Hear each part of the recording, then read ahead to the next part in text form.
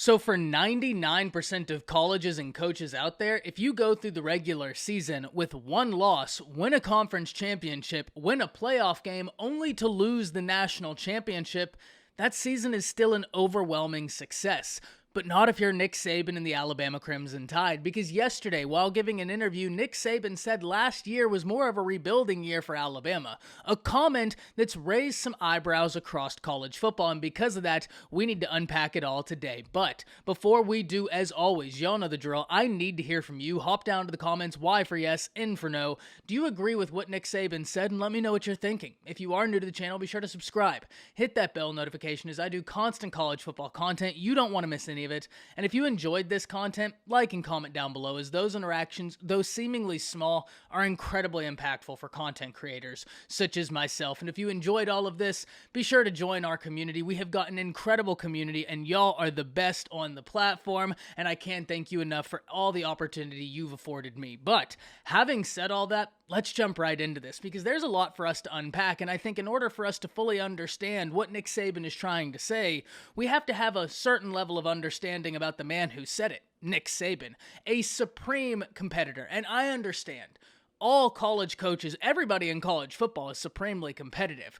But there are levels to this, and there are some individuals in the sport who want to win more than they want to breathe, and I think Nick Saban is absolutely a part of that select group. So whenever we're talking about that, whenever we're looking through the lens with that in mind, it doesn't surprise me to hear Nick Saban say what he said, and especially when we really start sifting through the devil in the details, when we look at how much talent Alabama sends to the NFL every single year, at some point they are going to have quote-unquote rebuilding years, although one thing we need to understand is rebuilding for Alabama looks completely different than rebuilding for 99% of college football.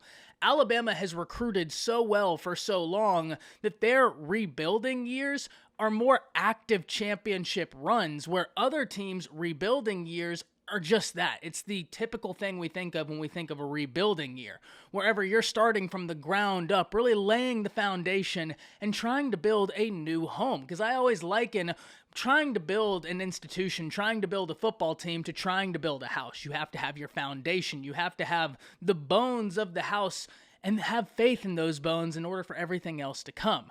For Nick Saban and the Crimson Tide, their foundations are always rock solid. The bones are always there, and the structure is always seemingly in place. It's just the fine details that need to be answered every single year. So they're already starting at a supremely good place relative to most of the rest of college football. So whenever we realize that, one, Nick Saban is a supremely competitive individual, someone who probably wants to win more than they want to breathe, and two, rebuilding for Alabama is not the same as rebuilding for a Kansas, for a Kansas State. Not to pick on Kansas, but you get my point. They're two totally different conversations with two totally different outcomes. The Crimson Tide have sent so much talent to the NFL in the past few years, it's bound to catch up to them at some point. Remember, before Jamison Williams went in the first round of the NFL draft, they'd gone back-to-back draft, sending not one wide receiver to the first round of the NFL draft, but two. And on top of that, they had to replace Tua, then Mac Jones, and then finally comes in Bryce Young, and that's been a sensational run of quarterbacks. But the point remains that they still had to break in a new quarterback in a year where they just lost two more first-round wide receivers, coming off of a year where, oh yeah, they lost two first-round wide receivers the year before. Najee Harris was gone. So there was a lot of new for this Alabama offense. So because of that, yes, last year was a quote-unquote rebuilding year for the Crimson Tide. And then on top of that, we have to understand, whenever we really look at what Nick Saban was saying, he spoke to the young players that stepped up in the development that they were trying to implement in the young players, especially moving forward. And I think that's something that's very interesting, because last season was a season where a lot of those young players got an opportunity, and even the ones that didn't have had an opportunity to continue developing, because they will be instrumental going forward. And I think that's what Nick Saban is talking about, is last season was more laying the foundation for the future than anything else. And that doesn't mean that they couldn't still compete for a national championship or win a national championship, because I've seen so many people say, well, you can't be rebuilding and competing for a national championship. That's just because expectations at Alabama are different than most of the other college football teams.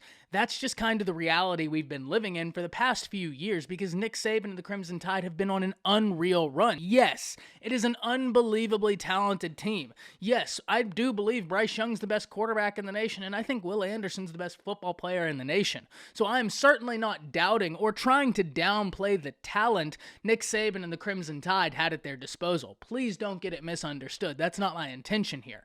But just because you have a talented roster does not mean you have a developed roster or a completely championship-ready roster. Development has to happen, and talent by itself does not win national championships. We've seen this before. If it did, every team in the top 10 recruiting classes would be completely competing for national championships. Instead, we see the same few teams every year right there because not only do they get the talent, they develop the talent. They send the guys to the NFL, and because of that, it gives them more legitimacy on the recruiting trail to where a 5-star will look at a Georgia, Ohio State, Clemson, Alabama, and say, I think I am going to go there. You send countless number of dudes to the NFL, so I like my chances of being the next in line of highly touted guys that were developed and sent off. I bring all of this to your attention because I've seen a lot of headlines about what Nick Saban said yesterday, about how Alabama was in a rebuilding year, yet they made a college football championship. But the reason because of that is because of all of the work Alabama has done in the past. It's because of what the process is, and it's exactly why Nick Saban always says, trust the process. Let me know what you're thinking about this. That's it. See ya.